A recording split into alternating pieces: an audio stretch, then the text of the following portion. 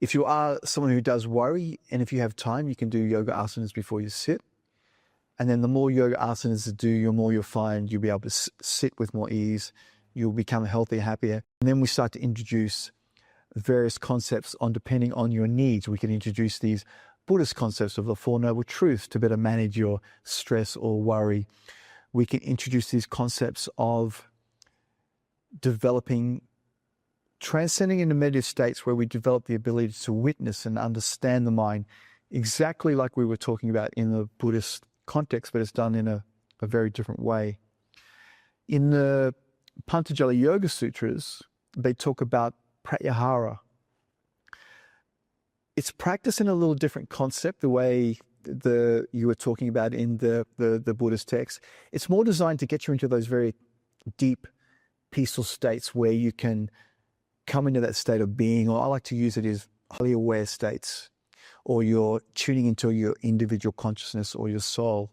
So by practicing the asanas and then pratyahara techniques, you naturally internalize, you go out of the fight-flight stress response, and then you come into these deep peaceful states that you were talking about, this state of being.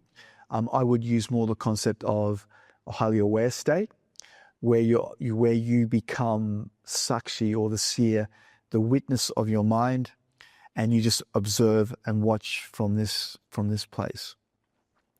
But it's done it's very interesting because it's similar concepts in Buddhism, but it's done in a way where let's say yoga is union with your individual consciousness with the higher consciousness. That's the classical interpretation of yoga, which is synonymous with meditation.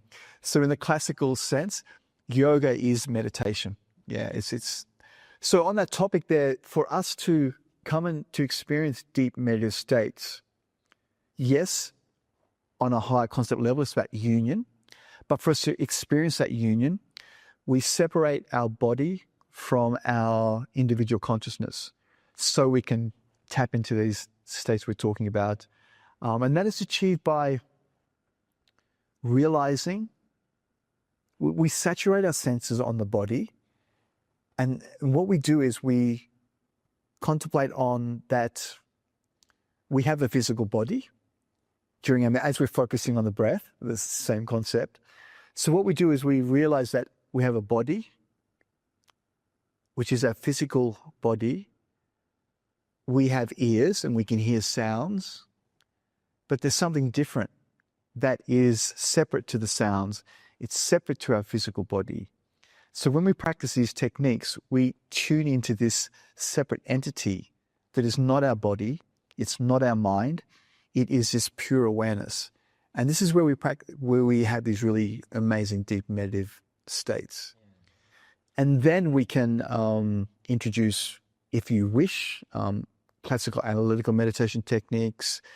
We can practice those concentration meditation techniques, visualization meditation techniques, and all these other concepts. So it's quite fascinating. It's a little different to Buddhism, but there's parallels there. Yeah, so just viewed in a different way.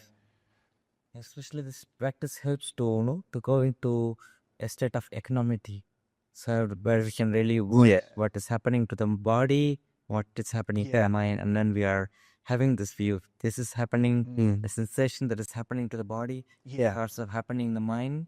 We are simply being the observer, witnessing. Yeah, and it's like the clear view, the concept that you used. I'm using different concepts, but it's very similar, except for it transcends a little different into that.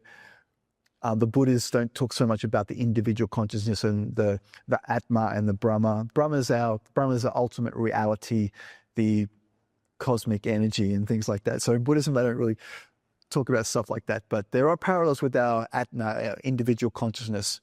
So I think the key for meditation is to access your individual consciousness, and this is where we can practice a myriad of techniques, very similar to what we're talking about. We're watching the mind, we're letting the content arise, we're observing it with curiosity, kindness. I hope you found that information very interesting and inspiring.